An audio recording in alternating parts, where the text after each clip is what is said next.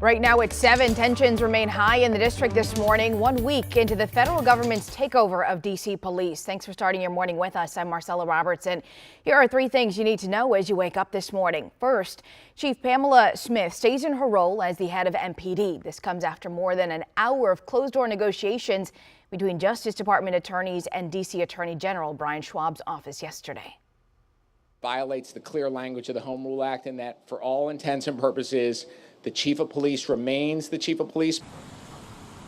DEA Administrator Terry Cole will instead be named the Attorney General's designee to request police services from D.C.'s mayor. Number 2, Attorney General Pam Bondi issued a new memo last night directing D.C. police to cooperate and comply with federal immigration enforcement. And 3, protests have been building across the city. Another one planned for this afternoon in DuPont Circle, pushing back against the federal force. With the National Guard and federal agencies like the FBI and DEA now patrolling D.C. streets, the city is in uncharted territory. The impact has been far-reaching, so we asked Chief Investigative Reporter Eric Flack to spend the night out on the streets and show us how it's all working in our special report, One Night in the District. It was just before 1 a.m., right in the middle of an interview. What are you doing tonight? I mean, you're on your way home or like? Yeah, it was Hold on, Nick. When we first spotted something you didn't used to see here in the district, FBI agents backing up D.C. police as officers executed a routine traffic stop along the U Street corridor. There were about a half dozen FBI agents that were supporting MPD in this traffic stop.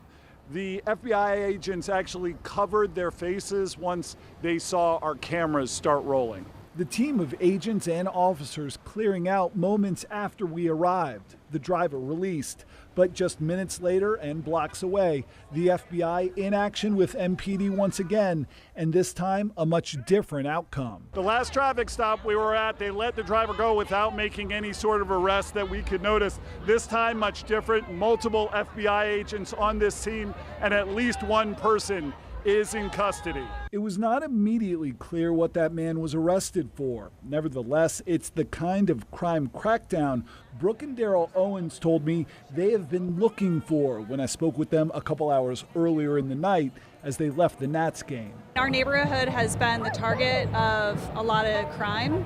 Like, we know a lot of people who have, personally undergone violent carjackings, muggings. The Owens live in Navy Yard with their 2 young children, and they say they are fed up with scenes like this one.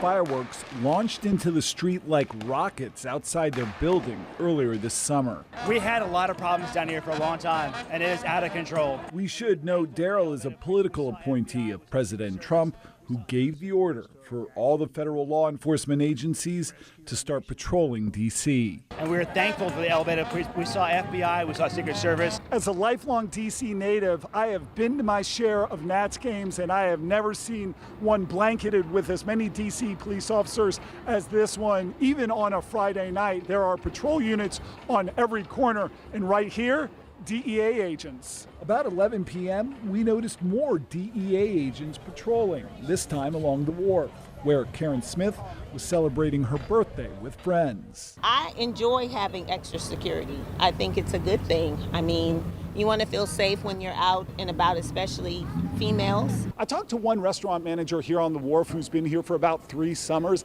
He says the increased federal presence hasn't had a huge impact on crowds, at least not at his restaurant, but he has noticed a lot of these DEA agents walking the boardwalk.